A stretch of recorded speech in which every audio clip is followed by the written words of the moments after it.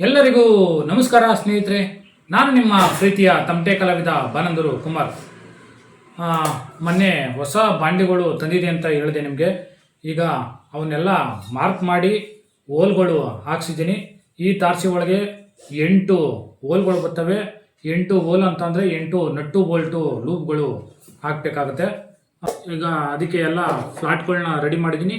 ಈ ಫ್ಲಾಟ್ನ ನಟ್ಟು ಬೋಲ್ಟ್ಗಳೆಲ್ಲ ಹಾಕಿ ಫಿಟ್ ಮಾಡಿದ್ಮೇಲೆ ತಾರಸಿ ಹೇಗೆ ಬರುತ್ತೆ ಅಂತ ತೋರಿಸ್ತೀನಿ. ಹಾಗೆ ಸೆಪ್ಟೆಂಬರು 14ನೇ ತಾರೀಕು ಗಣೇಶನ ಹಬ್ಬ ಐತೆ.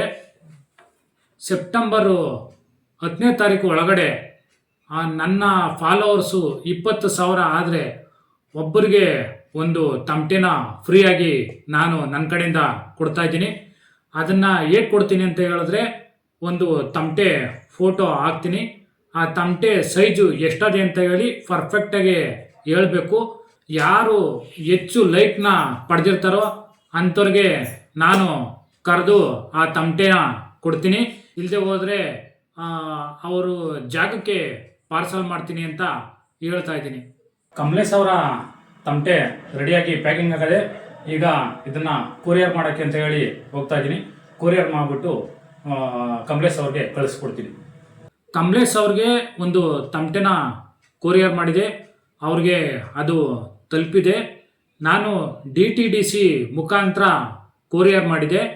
ಈ ಕೊರಿಯರ್ ಮಾಡಬೇಕಾದ್ರೆ ಇದರ ಉದ್ದ ಎಷ್ಟು, ಅಗಲ ಎಷ್ಟು, ಹೈಟು ಎಷ್ಟು ಬರುತ್ತೆ ಅಂತ ಹೇಳಿ ತೂಕ ಹಾಕ್ಬಿಟ್ಟು ಅದರ ತೂಕದ ಮೇಲೆ ಅಮೌಂಟ ತಗೋತಾರೆ.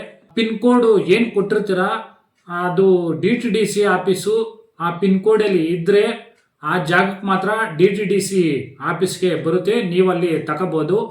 ಅಕಸ್ಮಾತು ಅಲ್ಲಿ DTDC ಆಫೀಸ್ ಇಲ್ಲ ಅಂತ ಅಂದರೆ ಏನು ತಾಲೂಕು ಮಟ್ಟದಲ್ಲಿ ಯಾವುದು ಆಫೀಸ್ ಇರ್ತದೋ ಆ ಆಫೀಸ್ಗೆ ನಾನು ಕಳಿಸುವಂಥ ತಮಟೆಗಳು ಹೋಯ್ತವೆ.